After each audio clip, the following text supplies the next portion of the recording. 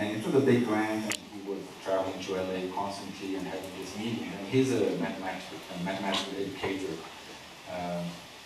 very accomplished professor and all that. And then so he was, working with them, and then they wanted to do some kind of basic arithmetic. So they showed him like some, like a dragon or some character showing fingers like 3, 4 plus 5 equals 9 and all that.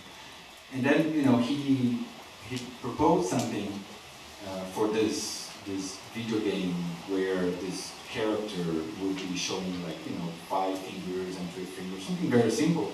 And then the designer said, no, we can't do this 5 fingers and 3 fingers ideas. Why? Oh, because it's a well-known rule in animation that animals can only have 4 fingers. There's no, you can't do 5 fingers. Kids don't like it. And then he quit after that. But I think this just really illustrates, I think, something that Keith was talking about, that if the learning is not at the core of any educational enterprise, games and video games and things like that, you always end up with a kind of a weird product that's driven not by educational ideas and theories, but by some other kinds of concerns that might not really be what you want, and you might end up in a very weird place. And I think one of the things I hear a lot is that people say, oh, my kids, they spend so much time playing games, what if we make that, can't we make that education, right? And that sounds like a good idea, but imagine if you're doing something for fun, like you're playing soccer or biking, and then someone tells you, oh, now you have to do it for 10 hours, and you can't quit. Now it's an obligation. So whatever you're doing, it's not fun anymore, because it's not just what you're doing, it's the context, and it's the motivation and the volition. So if it's something you don't want to do, it can't be the best video game in the world, it's not going to be fun anymore. So I think that's one of the questions we have to think about when we think about fun, is that it's not that we can just insert educational stuff into stuff that's already fun, and it will keep being fun and educational. A lot of times when you insert educational stuff, it stops being fun, because you need people to do it for a certain time, you need to put assessment and all of that. So it's more complicated than that.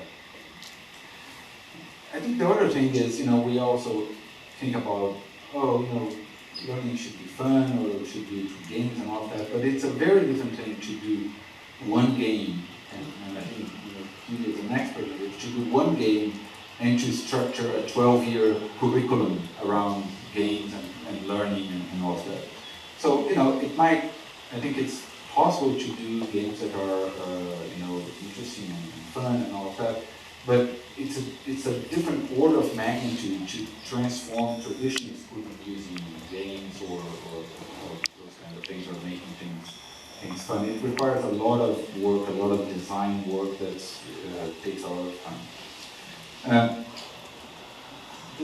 The other question that I think is important is that, I think just piggybacking on your metaphor, normal schooling is a little bit like, you make students go uphill, and when they get to the plateau, they say, okay, now let's go to the other mountain and go uphill again, right? So they never experience the going down the hill, which is actually taking what you've learned and do something interesting, right? So if you learn science, now let's create a scientific theory, now let's create a mathematical object, let's do something with the learning. We deny children that part, and that's the closest to fun that I think there is.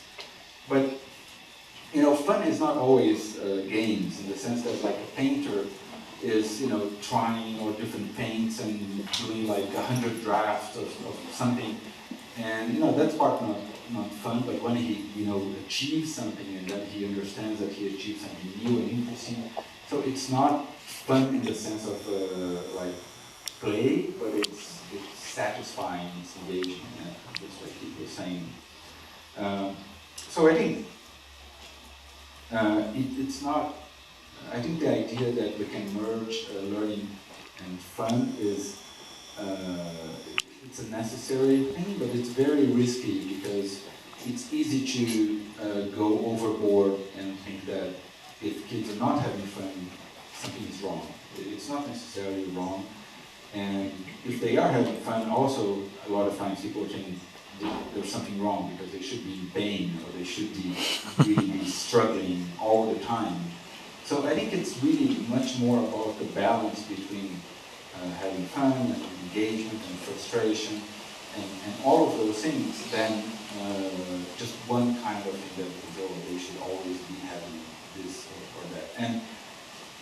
But to achieve that kind of balance, that's I think why I think schools of education exist and education researchers. It takes a lot of work because you have to design, you have to evaluate, you have to redesign, you have to test it, and there is no kind of silver bullet that will just miraculously turn learning into something fun and all that. So it's a lot of work, and I think a great thing would be for more and more industry and academia to team up to try, because the game production expertise is some more often than not in industry, and the education expertise is in academia, and I think having more of those kinds of teams to try to design those things would be a more productive path for thinking.